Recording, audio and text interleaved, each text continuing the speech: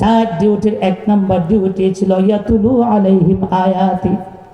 সূরা বাকারা 129 নম্বর আয়াতে আল্লাহ বলেছেন, নবী আমার, আমি আপনাকে পৃথিবীতে চারটা ডিউটি দিয়ে পাঠাইছি। জোরে কোন কয়টা?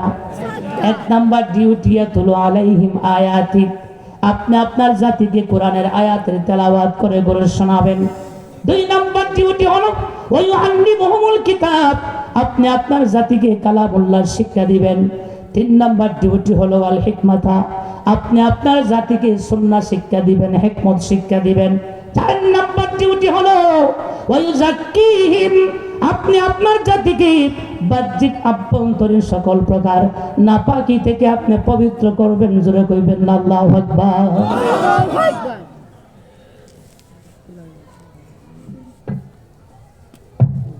যে চার ডিউটি দিয়ে নবীকে দুনিয়াতে পাঠানো হয়েছিল, এই চারটা ডিউটি মাদ্রাসাগুলিতে হয়।